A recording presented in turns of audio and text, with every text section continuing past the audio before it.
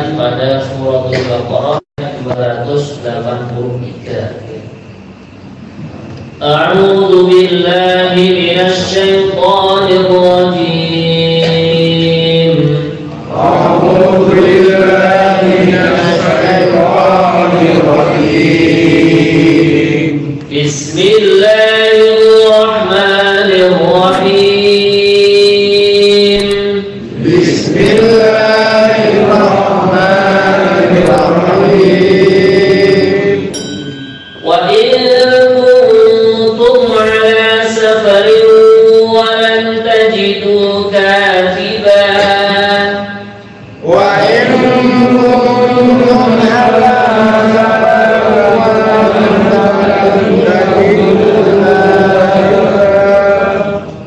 ولم تجدوا كاتبا فرهان مقبوضة ولم تجدوا كاتبا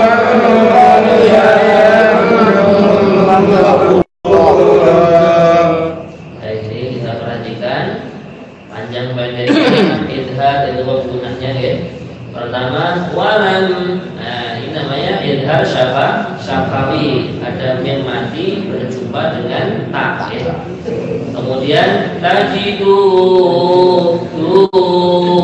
dibaca dua harokat, dinamakan mat tobi'i. Katiban ka, ini juga dua harokat. Kemudian ini namanya ikhfa, mendengung ya. Nah, kemudian farihanum num, nah ini tampil berjumpa mim, namanya ikhfa maqbullah. Nah ini qafnya ditunaikan bawahnya. Walam tajidu katiban farihanum maqbullah. Walam tajidu katiban farihanum maqbullah. Fa in amila ba'dukum ba'dan falyu'addi alladhi tumina amanatah. Fa in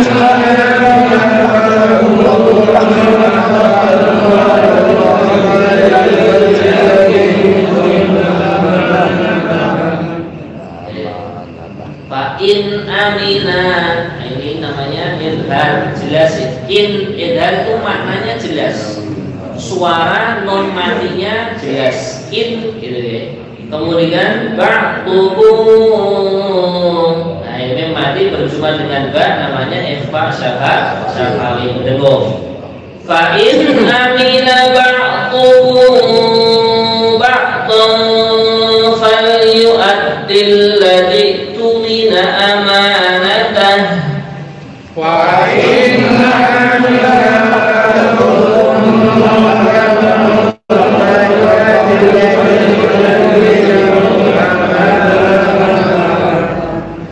falyu'addil ladzi tumina amanatahu wal yattaqillaha rabbah.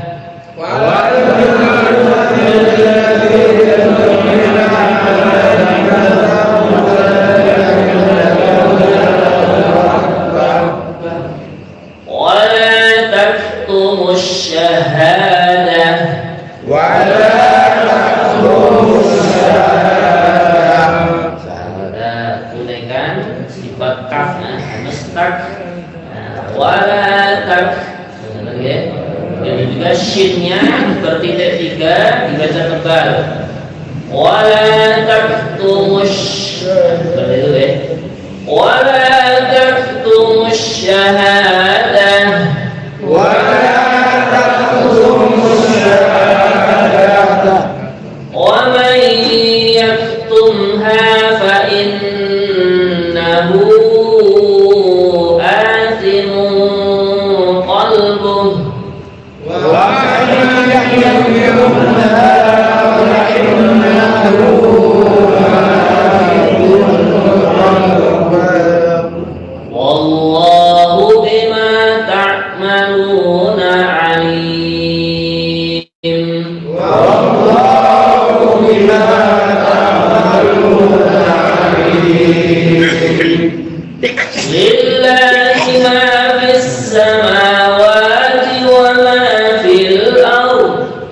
lillahi ma fis samawati wa ma fil ardh. Wa in tubdu ma fi anfusikum aw tukhfuhu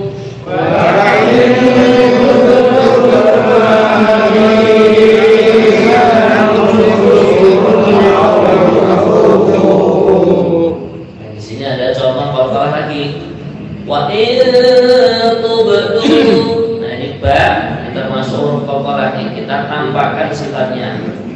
Wa in tubdu ma fi anfusikum aw tukhfuh. Wa in tubdu ma fi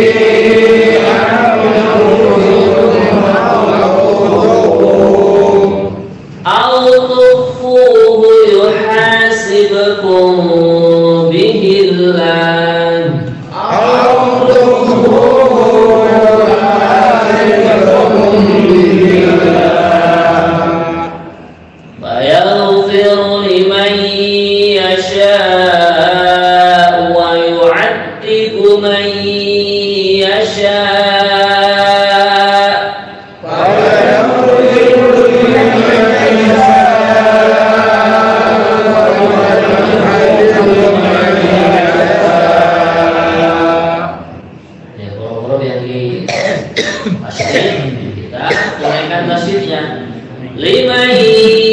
Ini pertama ketika bihunah ya. Wa yu'adzibu, zalil gambar tasydid. Wa yu'adzibu man, ini juga tasydid lagi ya. Fa yaghfiru liman yasha' wa yu'adzibu man yasha'. Fa yaghfiru liman yasha'.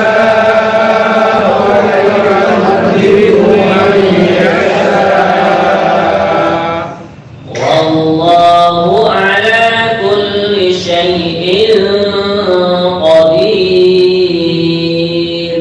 Wallahu ala kulli syai'in qadir. Amana ar-rasul bima unzila ilayhi min rabbih.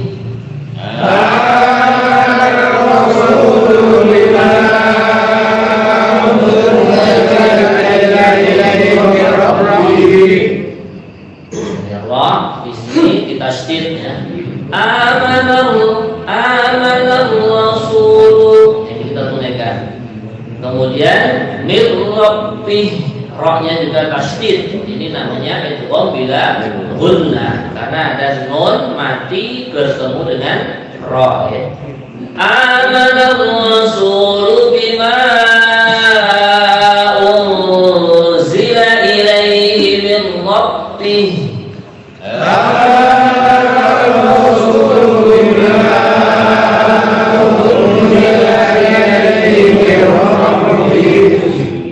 Ilaihi min rabbihi wal mu'minun. Ilaihi min rabbihi wal mu'minun.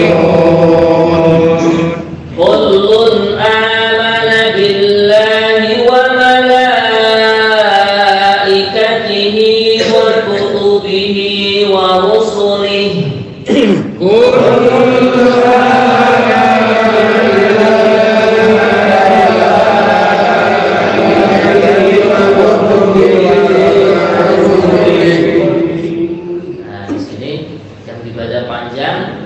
Wa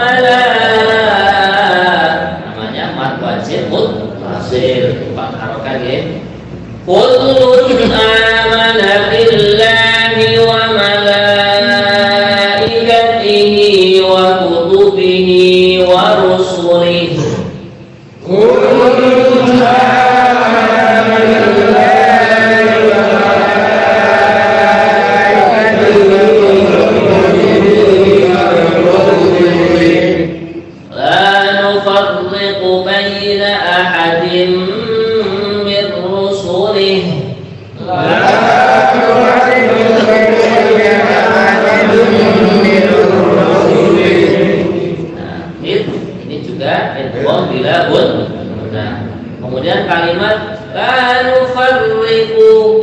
Rawnya juga ditasdid, kita tunaikan ya. La nufarriqu baina ahadin min rusulih. La nufarriqu baina ahadin min rusulih. Wa qalu sami'na wa ata'na.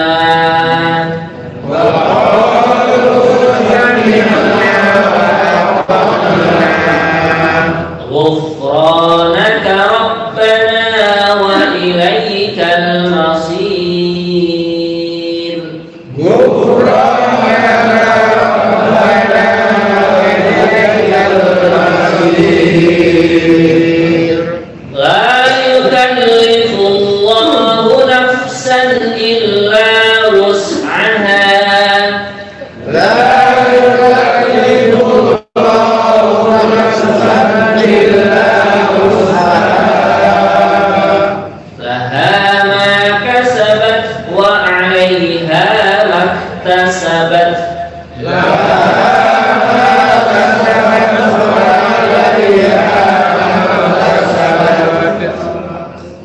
Rabbana la tu'akhidna in nasina aw akhtana.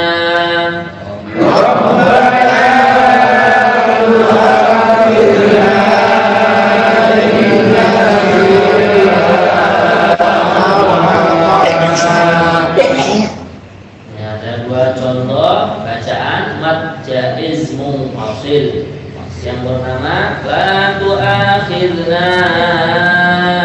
Ini ada mad tabi'i berjumpa dengan hamzah di kalimat yang berbeda. Dibaca 4 harokat ya. Innasina. Ini juga mad jaizul munfasil. Rabbana la tu'akhidna in nasina aw akhtana. Rabbana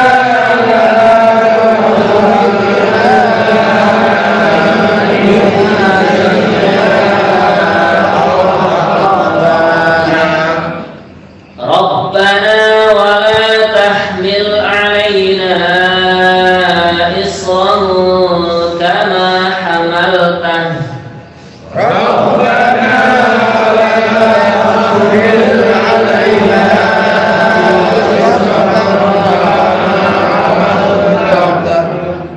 Kama hamaltahu 'alal ladzina min qablina.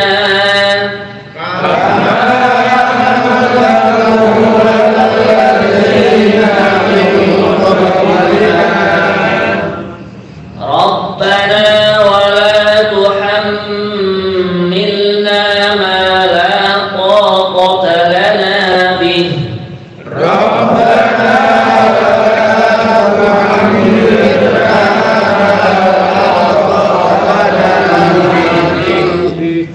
Wa'fu anna waghfir lana warhamna.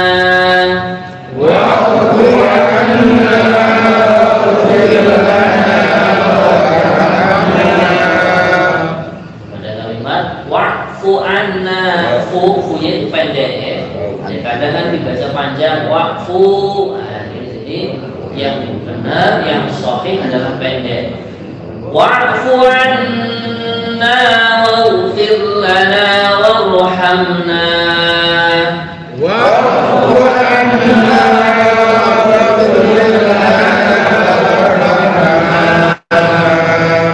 Anta maulana fansurna 'alal qaumil kafirin.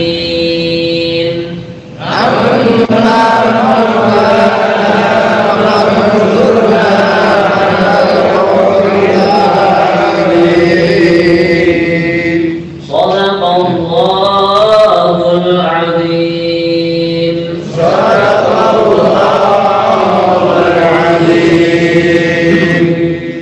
Alhamdulillah, Bapak Ibu sekalian, semoga setiap satu huruf yang kita baca diberi pahala oleh Allah minimalnya 10 hasanah. Amin. Amin. Hadirin, kita bacakan terjemahan dan juga penjelasan tafsirnya. A'udzu billahi minasyaitonir rajim. Bismillahirrahmanirrahim. Wa in kuntum 'ala safarin wa lam tajidu katiban farihanun maqbudah. Ayat 283 yang artinya, dan jika kalian dalam perjalanan sedangkan kalian tidak mendapatkan seorang penulis, maka hendaklah ada barang jaminan yang dipegang. Akan tetapi jika sebagian kalian mempercayai sebagian yang lain, hendaklah yang dipercayai itu menunaikan amanatnya atau utangnya, dan hendaklah dia bertakwa kepada Allah Tuhannya. Dan janganlah kalian menyembunyikan kesaksian, karena barang siapa menyembunyikannya sungguh hatinya sangatlah kotor atau berdosa. Allah Maha mengetahui apa yang kalian kerjakan. Jadi ayat ini masih ada kaitan atau hubungan dengan ayat sebelumnya, ayat Al-Mudayyanah.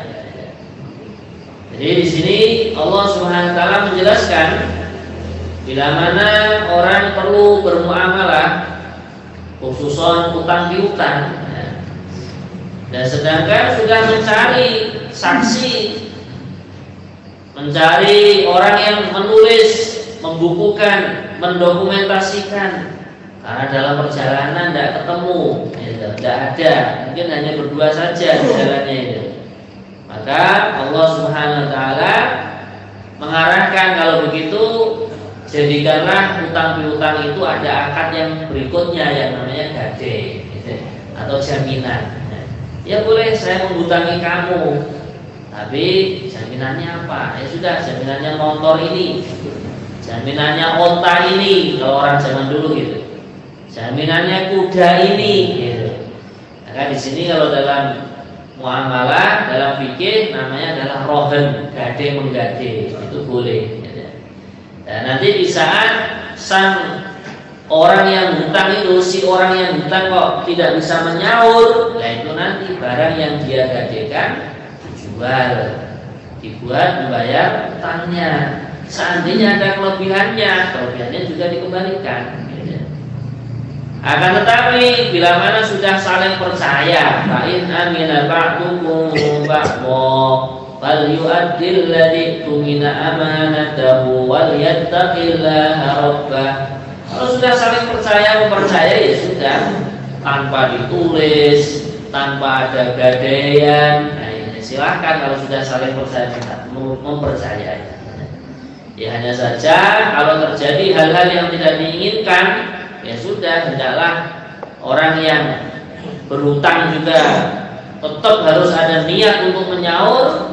Orang yang menghutangi, ya, kok yang berhutang kok tidak nyaur-nyaur, ya hendaklah dia ini memperpanjang tempo pembayarannya. Bahkan kalau dia ini orang dermawan, hendaklah mengikhlaskannya, sehingga apa yang menjadi hak adami bagi saudara muslimnya yang berhutang itu nanti sudah tidak ada tuntutan lagi di akhirat. Tapi bagi diri kita orang yang hutang, hendaklah kalau sudah dihutangi juga jangan sulit nyaurnya. Insya Allah ya. Insya Allah. Makanya saling istilahnya pengertian lah. Temanku sudah menghutangi, lah ini saya yang berhutang, ya hendaklah mudah menyaurnya. Bahkan dikatakan di sini wala taktumus syahadah. Ini kaitannya dengan syahid, orang yang menjadi saksi. Saya dulu jadi saksi muamalahnya fulan bin fulan dengan fulan bin fulan, utang piutangnya sekian, ya jangan disembunyikan. Kalau dimintai persaksiannya untuk diuraikan, untuk ditunaikan ketika terjadi percekcokan atau pertengkaran antara orang yang menghutangi dan yang dihutang. Maka orang yang bersaksi dengan persaksian yang bohong, atau dalam bahasa hadis itu syahadatuz zur, ya, persaksian yang bohong itu termasuk dikategorikan, digolongkan dosa yang besar. Hanya kalau misalkan kita diminta jadi saksi, contohnya saksi akdun nikah, ya kita terus terang, ya benar saya dulu menjadi saksinya kalau Fulanah binti Pak Fulan sudah dinikahi oleh Fulan binti Pak Fulan. Gitu. Atau kalau misalkan di dalam rumah tangga seseorang terjadi perceraian, yang laki-laki mau mentolak, mau menceraikan istrinya, kita dimintai saksi, ya hendaklah kita tunaikan. Betul, Fulanah binti Fulan yang dulu istrinya Pak Fulan itu sudah diceraikan, sudah ditolak, saksinya saya. Ya. Wala taktumus syahadah. Jangan menyembunyikan persaksian. Wa may yaktumha fa innahu atimun qalbuh. Barang siapa yang menyembunyikan persaksian, maka itulah termasuk dosa di dalam hati. Hanya tidak boleh ya. Sehingga Allah menegur di sini, jangan disembunyikan. Atau misalkan ada suatu kejadian, mungkin kalau di jalan ya terjadi kecelakaan, terjadi macam-macam, kita kok melihat, ya hendaklah kalau kita dimintai persaksian, ya hendaklah kita jangan menyembunyikan. Apalagi kalau sekarang itu sudah saksinya sudah elektrik gitu, pakai CCTV ya. Ya CCTV yang di depan toko kita, CCTV yang di emper rumah kita, kok dimintai kesaksian oleh orang-orang yang berwenang di bidangnya situ, kita jangan menyembunyikannya. Bahkan kita tampakkan, kita perlihatkan, kita berikan kesaksian itu. Wallahu bima ta'maluna alim. Allah Subhanahu wa taala dengan apa yang kalian kerjakan adalah zat yang maha mengetahui. Maka jangan disembunyikan apa-apa. Kemudian ayat yang berikutnya 284 yang artinya hanya miliknya Allah lah, milik Allah Subhanahu wa taala lah apa yang ada di langit dan apa yang ada di bumi. Jika kalian nyatakan apa yang di dalam hati kalian atau kalian sembunyikan, niscaya Allah memperhitungkannya tentang perbuatan itu bagimu. Dia mengampuni siapa yang Dia kehendaki dan mengadab siapa yang Dia kehendaki. Allah Maha Kuasa atas segala sesuatu. Jadi hadis sekalian, di sini Allah jelaskan secara sharah, secara jelas, secara gamblang ya, lillahi ma fis samawati wa ma fil ardh. Semua apa yang ada di langit, semua apa yang ada di bumi hanyalah milik Allah. Bahkan tubuh kita, waktu kita, harta kita, keluarga kita juga milik Allah. Ini hanya titipan saja. Maka kalau kita diminta oleh Allah, contohnya diminta tahajud, hendaklah jangan bakhil-bakhil. Wong tubuhku juga miliknya Allah, mataku juga miliknya Allah. Waktu tahajud ini mataku diminta oleh Allah untuk melek ini. Nah, sholat subuh kakiku diminta oleh Allah untuk menuju ke masjid. Ya. Maka kita hendaklah memberikan apa yang diminta oleh Allah kepada pemiliknya. Waktuku juga miliknya Allah. Kalau diminta itikaf 3 hari juga kita berikan. Insyaallah ya Allah. Hartaku juga milik Allah. Kalau sudah waktunya membayar zakat, kita bayarkan zakatnya. Kalau sudah waktunya dimintai sedekah oleh Allah, ya kita bayarkan sedekahnya.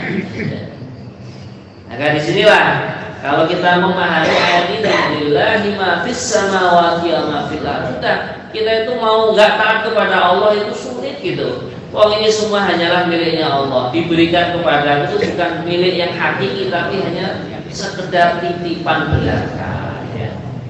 Kemudian hadis sekalian, wa in tubdu ma fi anfusikum aw tukhfuhu yuhasibkum bihillah. Apa yang kalian tampakkan, baik itu amal yang soleh atau amal yang buruk, ya, atau apa yang kalian sembunyikan, semua itu ada hisabnya di sisi Allah. Ya, maka disinilah ya, kalau ayat ini hakikatnya sudah masuk ke dalam hati, maka kita mau maksiat kepada Allah itu takut. Ya. Karena kalau aku berbuat maksiat secara terang-terangan juga akan dihisab oleh Allah. Kalau aku sembunyikan juga dihisab oleh Allah. Bahkan walaupun seseorang itu berbuat taat atau berbuat maksiat di dalam goa, di tengah malam yang gelap gulita, hujan badai petir menyambar, listrik mati, sudah nggak ada yang melihat, kita berbuat kebaikan di dalam gua tersebut dilihat oleh Allah, akan dihisab oleh Allah, dihitung oleh Allah. Begitu juga sebaliknya. Ya. Makanya ada orang itu datang kepada alim ulama. Gitu. Kalau bahasa kita kan gini, Pak Kiai, saya tuh hobinya maksiat. Saya minta izin toh, izini untuk berbuat maksiat. Pak Kiainya juga pintar dan bijaksana. Gitu. Boleh, kamu maksiat tuh boleh, tapi syaratnya satu saja. Apa itu Pak Kiai? Boleh kamu maksiat kepada Allah, tapi jangan di atas bumi Allah. Mau lari kemana? Ya, karena bumi juga miliknya Allah. Lillahi ma fis samawati wa ma fil ardh. Kalau kamu mau maksiat boleh, gak ada yang marah, silahkan. Tapi tolong kamu jangan bernaung di bawah lahirnya Allah. La ilaha illallah. Akhirnya orang tersebut ya nggak bisa kalau gitu Pak. Ya sudah, kalau nggak bisa ya kamu tahu sendiri. Taat ini juga perintahnya Allah, maksiat juga larangannya Allah. Sudah paham kan kamu? Kalau kamu maksiat boleh, tapi jangan nafas pakai anginnya Allah. Kamu jangan menikmati indahnya matahari di pagi hari, terus mau lari kemana? Maka akhirnya orang tersebut harus paham, oh iya, kalau begitu aku harus taat kepada Allah. Maka akhirnya hadis sekalian, Allah menjelaskan dalam ayat yang berikut ini, fayaghfiru liman yasha wa yu'adzibu man yasha. Jadi ada seorang sahabat bertanya, ya Rasulullah, kalau itu berat, karena hati ini kadang-kadang ditusuk oleh setan untuk dimasuki godaan-godaan. Dan terus gimana kalau hati ini masih tetap ada keinginan untuk maksiat, masih ada keinginan untuk melanggar perintah Allah? Maka kata baginda Nabi, selagi keburukan yang diniatkan di dalam hati itu tidak dipraktekkan, tidak diamalkan, maka itu diampuni oleh Allah. Nah, inilah kasih sayangnya Allah kepada hambanya. Tapi sebaliknya, orang baru niat kebaikan dalam hati, niat saja, belum dipraktekkan, belum diamalkan, sudah diberi ganjaran oleh Allah. Orang datang ke masjid, bahkan baru niat datang ke masjid, belum sampai ke masjid kok ada hal-hal yang tidak dikehendaki, akhirnya nggak jadi di masjid. Ini sudah diganjar oleh Allah. Seperti saudara kita yang kemarin Selasa yang lalu niat ngaji, di tengah jalan ternyata takdir Allah berbeda, Allah berikan ujian kecelakaan, itu sudah dapat ganjaran. Bahkan orang yang iman, ketika dia itu sakit hati sekalian, amalan yang dia kerjakan secara istiqomah, contohnya tahajud, sholat jamaah, mungkin ya silaturahim, amar ma'ruf nahi munkar, i'tikaf, karena dia sakit, dia tidak bisa mengerjakannya, itu sudah diberikan ganjaran oleh Allah juga. Allah, ya. Itulah indahnya jadi orang iman. Ya. Nah, kemudian Allah Subhanahu Wa Taala berfirman di sini, wallahu ala kulli syai'in qadir, dan Allah atas segala sesuatu maha kuasa. Nah, jadi maka kita minta kepada Allah, ya Allah, jadikanlah dohirku, jadikanlah batinku, semuanya hanya untuk taat kepadamu. Amin ya rabbal alamin. Kemudian hadis sekalian, ayat 285, Rasul Muhammad beriman kepada apa yang diturunkan kepadanya, itu Al-Quran dari Tuhannya. Demikian pula orang-orang yang beriman, semua beriman kepada Allah, malaikat-malaikatnya, kitab-kitabnya, dan rasul-rasulnya. Mereka berkata, kami tidak membeda-bedakan seorang pun dari rasul-rasulnya. Dan mereka berkata, kami dengar dan kami taat. Ampunilah kami, ya Allah, sebagai Tuhan kami, dan kepadamu, hanya kepadamu lah tempat kami kembali. Jadi ayat ini hadirin sekalian menerangkan para rasul, kemudian orang-orang beriman, kemudian para malaikat, ya, semuanya itu menyatakan iman kepada Allah, semuanya itu. Amana rasul bima unzila ilaihi min rabbih wal mu'minun. Bahkan nabi sendiri, rasul sendiri, orang-orang beriman, malaikat-malaikat Allah iman kepada apa yang diturunkan oleh Allah kepada para nabi dan para rasul. Maka di sini la nufarriqu baina ahadin min rusuli. Orang-orang yang beriman kepada Allah, baik para nabi, para rasul, para malaikat dan orang-orang beriman, tidak membeda-bedakan. Semua para nabi, para rasul itu sama. Hakikatnya mengajak iman kepada Allah. Loh, kalau begitu berarti orang Nasrani, orang Yahudi berarti iman kepada Allah, dia iman. Tapi imannya harus disempurnakan. Karena setelah turunnya baginda Nabi Muhammad sallallahu alaihi wasallam diperintahkan untuk iman kepada Nabi Muhammad. Nah, bahkan Nabi Isa sendiri pun diceritakan dalam surat Shaf itu, inni mubasyirun bi rasuli yati min ba'di ismuhu Ahmad. Sesungguhnya aku memberikan kabar gembira dengan seorang rasul yang datang setelahku yang bernama Ahmad. Ya. Jadi ini kalau orang Nasrani betul-betul iman kepada Injil, nah, orang-orang Yahudi betul-betul iman kepada Taurat setelah diutusnya Nabi Muhammad, pasti dia akan iman kepada Nabi Muhammad. Karena termasuk bentuk iman kepada kitab mereka, ya selanjutnya iman kepada Nabi Muhammad. Maka sifatnya orang yang beriman di sini Allah terangkan, qalu sami'na wa ata'na. Ya. Orang iman itu sifatnya mendengar perintah Allah, mendengar Al-Qur'an, mendengar hadisnya Rasulullah SAW, mendengar nasihatnya para alim ulama yang cocok dengan Al-Quran, yang cocok dengan hadisnya baginda Nabi. Mereka setelah itu wa'atokna, kami akan mentaatinya. Insya Allah ya. Makanya tertibnya kalau kita mau taklim, mau menghadiri majelis mauidul hasanah, majelis tausiah agama, majelis taklim apapun ya, yang di situ disampaikan ilmu-ilmu agama, mulai awal duduk kita doa kepada Allah. Ya Allah, aku niat menghadiri majelis agama Engkau, aku niat menghadiri majelis hadisnya Nabi-Mu dan Rasul-Mu, berikanlah kekuatan diriku untuk mengamalkannya. Bahkan berikan kekuatan untuk menyampaikan kepada orang lain. Insya Allah ya, nah, sehingga habis ngaji, ya, habis menghadiri majelis ilmu, ada semangat untuk mengamalkan. Bukan hanya sekedar ilmu itu menjadi pengetahuan saja, tapi ilmu itu menjadi praktek dalam kehidupan kita sehari-hari. Kemudian hadirin yang dimuliakan Allah Ta'ala, wa qalu sami'na wa ata'na.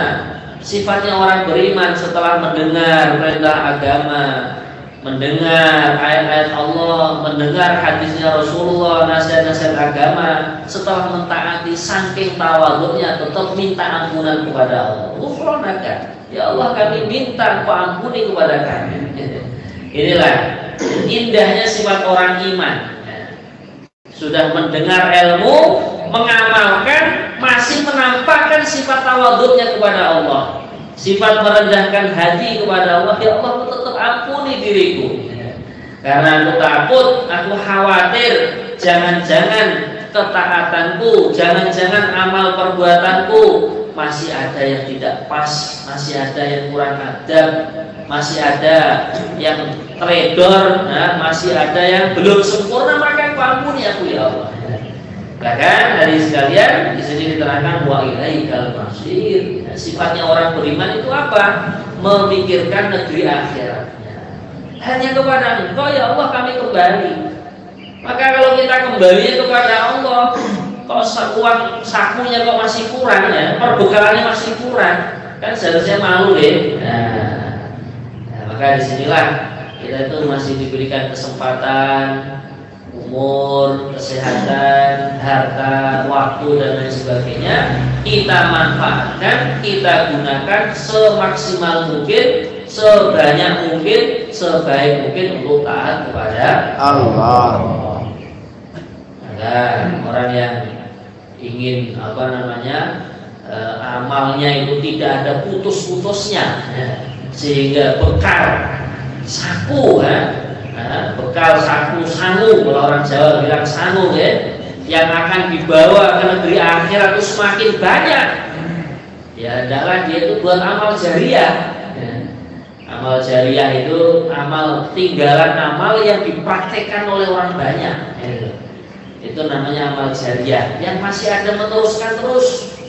Contohnya diantaranya ya memakmurkan masjidnya Allah, ajak-ajak kepada kebaikan, silaturahim. Dan dengan kita silaturahim dari rumah ke rumah, dari kampung ke kampung, dari desa ke desa, bahkan ditingkatkan dari negara ke negara.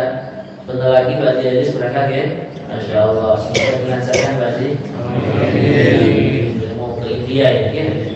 Bagaimana India di sini? Oke, Masya Allah. Ini sudah ada tamu dari India juga, dari Malaysia juga. Nah, maka inilah amal jariah. Sehingga dikatakan di akhirat kelak ada orang itu dikagetkan dengan amalan-amalan. Dia nggak pernah bangun masjid, nggak pernah jadi hafid Quran, nggak pernah bangun pondok pesantren, tapi tiba-tiba ketika dia meninggal dunia karena berkah dia silaturahim, akhirnya ada orang kaya bangun masjid. Dia dulu yang mendatangi ke rumahnya itu. Akhirnya apa? Dia sudah meninggal dunia dapat kiriman ganjaran masjid. Nah, dia nggak pernah jadi hafid Quran, berkah dia mendatangi orang-orang dari rumah ke rumah dengan lemah lembut, dengan kasih sayang, dengan senyum, bahkan syukur-syukur bawa hadiah kalau silaturahim. Akhirnya yang didatangi anaknya dipondokkan, dipesantrenkan. Jadi hafid Quran, yaitu yang dakwai, yang ngajak itu sudah meninggal dunia, tiba-tiba dikagetkan dengan kiriman orang yang hari-hari baca Al-Quran. Alangkah indahnya begitu. Nah, maka inilah hadirin sekalian, amal jariah yang tidak ada putus-putusnya, yaitu kita menyebarkan kebaikan sebanyak mungkin, menyampaikan. Bahkan baginda Nabi mengatakan balighu anni walau ayat, sampaikan dariku walaupun satu ayat yang kamu tahu. Nah sekarang ini kita sudah mempelajari surat Al-Baqarah 286 ayat ya. Allah. Insya Allah kita sampaikan ya. Nah, minimalnya disampaikan kepada keluarganya di rumah, istrinya, anaknya, cucunya. Yang punya TPA disampaikan di madrasah taman pendidikan Al-Qurannya. Paling tidak kan nanti Selasa depan bawa keluarganya satu rumah, bawa sini semua, insya Allah ya. Report bajinan sini udah kelihatan rumah. Diperlebar lagi ya. Oke, insya Allah. Jadi inilah hadis sekalian, fikirnya orang iman tuh wa ilaikal masir, memikirkan kehidupan negeri akhirat. Maka ada seorang ulama itu nasihatnya begini, talibud dunya jahil. Orang yang hanya mikirkan dunia aja itu orang bodoh itu. Talibul uqba akil. Orang yang mikirkan akhirat itulah orang yang cerdas. Wa talibul maula kamil. Orang yang mencari ridhonya Allah itulah orang yang sempurna. Semoga termasuk kita semua. Kemudian ayat yang berikutnya, satu ayat lagi, Allah tidak membebani seseorang melainkan sesuai dengan kesanggupannya. Dia mendapat pahala dari kebajikan yang dikerjakannya, dan dia mendapatkan siksaan dari kejahatan yang diperbuatnya.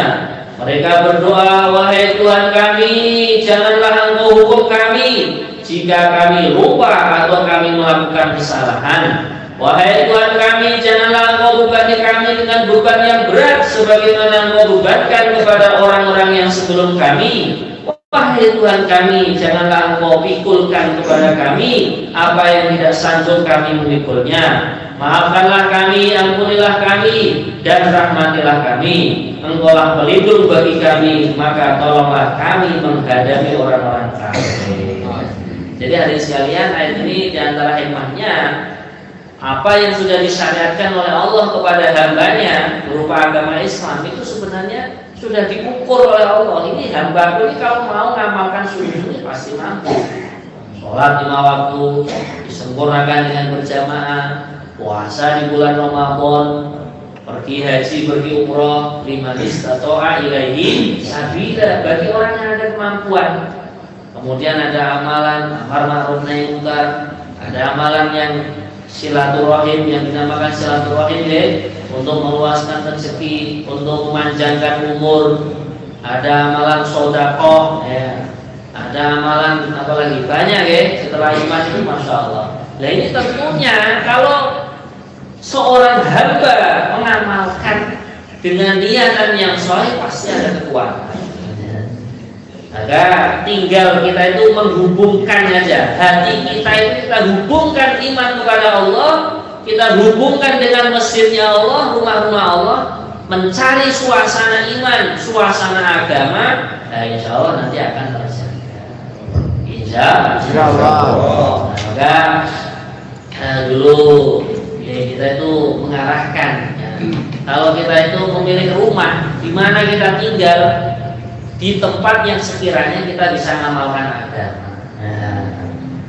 Nggak harus di Magetan, nggak harus di Madiun, nggak harus di mana-mana, nggak harus. Di mana kita bisa mengamalkan agama, jaga iman, jaga sholat, jaga puasa, jaga zakat, intinya jaga rukun Islam, jaga rukun iman. Disitulah kita tinggal.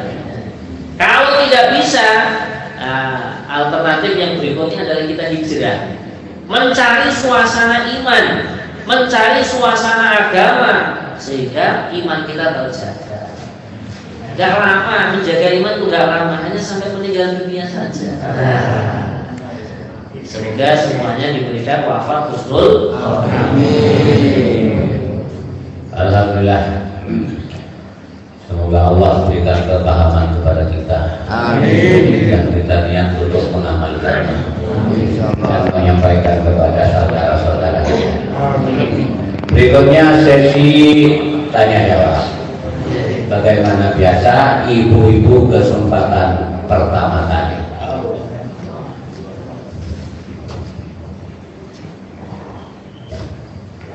Ada Bu? Assalamualaikum warahmatullahi wabarakatuh.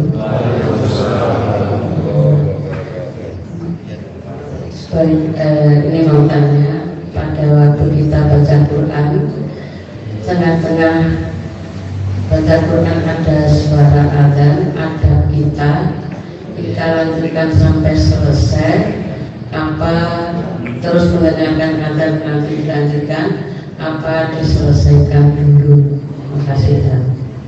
Ada bila mana kita tengah-tengah baca Al-Quran kok dengar adzan, Kalau seandainya ayatnya pendek, disempurnakan sampai akhir ayat. Setelah itu kita diam dulu.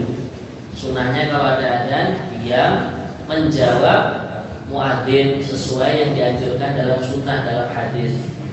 Karena di antara fadilahnya, orang yang bila mana mendengar adzan kok diam, kemudian mau menjawab apa yang disunahkan untuk dijawab, insya Allah akan dimudahkan mati dalam keadaan husnul khotimah. Nah, kalau kita sedang membaca Al-Quran aja disarankan untuk berhenti, apalagi kalau sedang ada acara Nah, kadang mungkin ada acara pesta pernikahan, ada acara walimahan, adalah ketika adzan tuh di-off-kan dulu, berhenti dulu. Untuk menghormati panggilan Allah Subhanahu wa Ta'ala.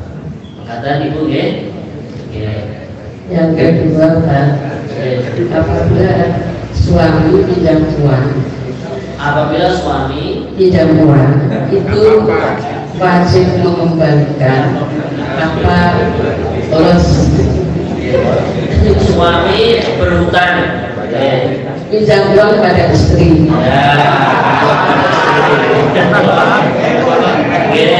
Jadi wajib mengembalikan apa tidak? Kalau ngutang utang uang, ya tentu wajib menyaur. Jadi misalkan begini, istri itu pinter memanage, pinter mengatur uang, dikasih nafkah, misalkan setiap minggu sekian atau setiap bulan sekian, gitu, atau setiap hari, atau yang kerjanya harian kan nafkahnya mungkin harian. Nah istri ini saking pinternya, akhirnya tabungannya banyak. Nah pas sang suami pengen beli rokok misalkan, di kantongnya nggak ada uang, terus bilang, Bu, utang uangnya dulu loh buat beli rokok. Ya kalau angkotnya utang ya wajib nyaur. Jadi itu kan sudah ditata dalam babun nafkah ya. Nah, sudah pernah kita jelaskan. Kita ulang sedikit tidak apa-apa. Kalau suami itu kaya, setiap hari wajib memberikan beras kepada istri. Berapa mut? 2 mut, ya. 2 mut. 2 mut itu satu mutnya 7 on kurang lebih. 7 on kali 2 berarti 1 kilo 4 on. Karena ya. Nah, kalau suaminya kaum menengah, paling tidak setiap hari memberikan nafkah kepada istri 1,5 mut.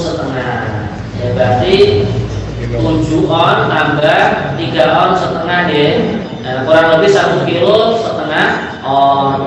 Kalau suaminya muksir, orang melarat, orang tidak punya, paling tidak memberikan nafkah kepada istri 1 mut 7 on berasnya, itu belum lauknya. Kalau membelikan pakaian setiap tahun 2 kali, bukan setiap bulan. Nah, oke. Bapak-bapak, kalau ibu yang kita shopping setiap awal bulan, nah itu tidak ada kewajiban dari bapaknya. Setahun hanya 2 kali. Nah, tapi kalau suaminya itu dermawan, loman, ya insya Allah kalau semakin banyak yang diberikan kepada istri, nanti kerjanya semakin lancar. Karena dua istri kan mengalir terus ya. Alhamdulillah suami saya oman ini orangnya. Makanya dulu ya. Ya, alhamdulillah. Campur udah aku ya. Boleh. Mengendalikan dosa. Ya. Ribuan Bu. Berarti kalau nggak mengendalikan dosa. Masa pokoknya tidak menjadi yang kasih sudah sedang.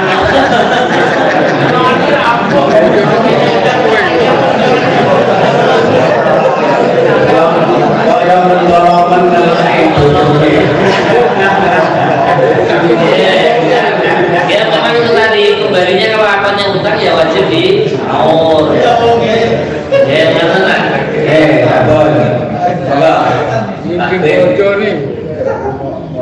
Ya udah. Assalamualaikum warahmatullahi wabarakatuh. Waalaikumsalam. Saya tanya soal utang. Saya pernah utang sama saudara saya, punya kambing 2 untuk hajat ekohan. Nah anaknya itu saudara saya itu 2, hanya satu laki-laki. Nah kambing 2 itu diutang sudah lama, sudah ditogatake itu nggak ada semayan, kalau ada saya antar sampai sekarang. Tapi ternyata Allah itu maha kuasa, maha adil. Saya dulu hanya orang pas-pasan, anak 1 di pondok, memelihara anak di pondok dan memelihara istri itu di rumah sakit-sakitan. Ternyata Allah itu mengetahui segalanya. Apa yang sekarang itu yang hutang itu sampai sekarang nggak dikembalikan. Ternyata Allah memberi keadilan. Yang hutang itu sekarang tidak bisa jalan, sakit. Anaknya kecelakaan. Cucu bininya tidak normal. Yang mau beli hutang itu apa? Saya itu di hutang ini merasa sekarang itu kasihan. Nah, pertanyaan saya ini, apakah saya itu termasuk orang yang apa ya? berusaha untuk mengutangi tersebut. Justru malah yang mengutangi kalau seperti ini itu malah ya sudah itu mau diikhlaskan saja. Kalau mati dan tidak dibawa alamin. Yang penting kita selalu berusaha jangan mendoakan buruk kepada orang lain. Ada lagi?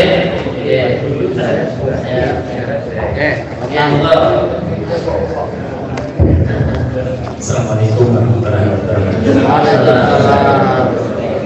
Mohon izin ada dua pertanyaan. Yang pertama ini, apabila kita melihat orang melakukan suatu maksiat, kemudian demi menjaga kerukunan rumah tangga kita berbohong, dan apakah hal ini dibenarkan atau tidak?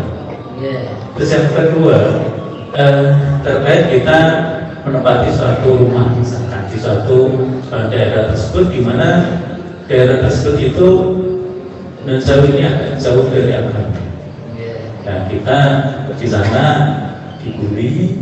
Nah, apakah kita harus tetap bertahan di sana, atau memang kita hijrah, atau mungkin kita ya karena tidak sesuai dengan akidah kita tetap bertahan di sana. Untuk itu, Assalamualaikum warahmatullahi wabarakatuh.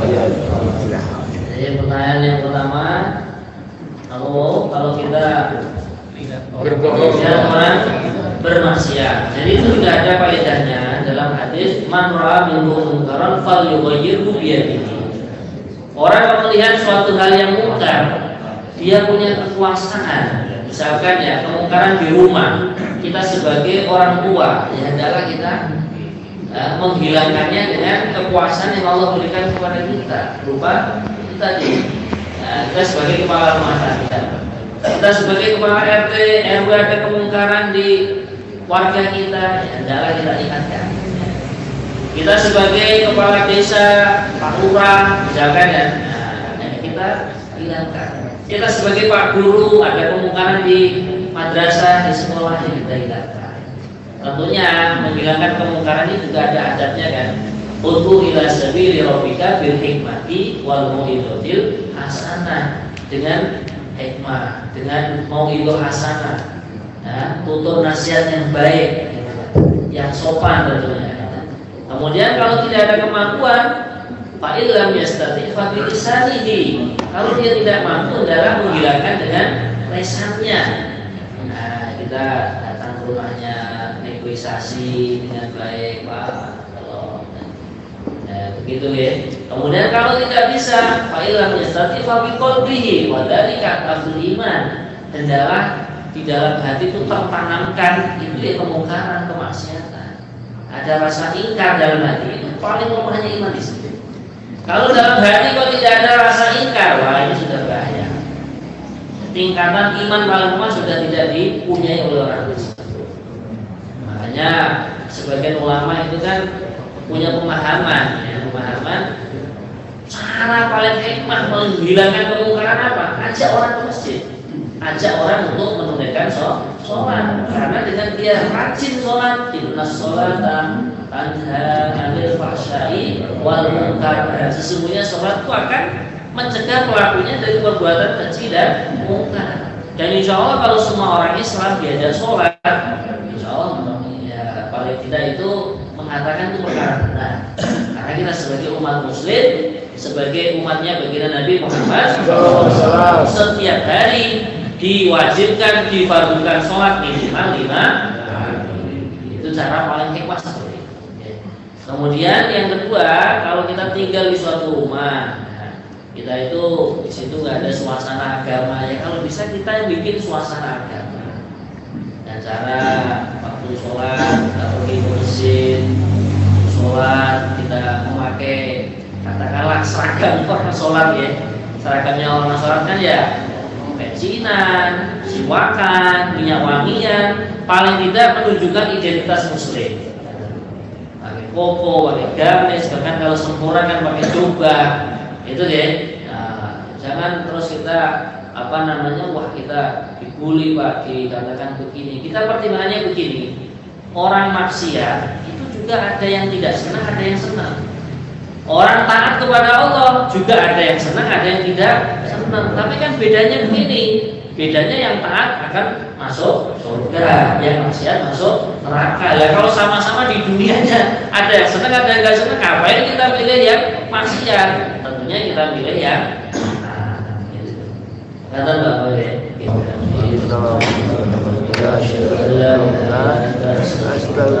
Assalamualaikum warahmatullahi wabarakatuh.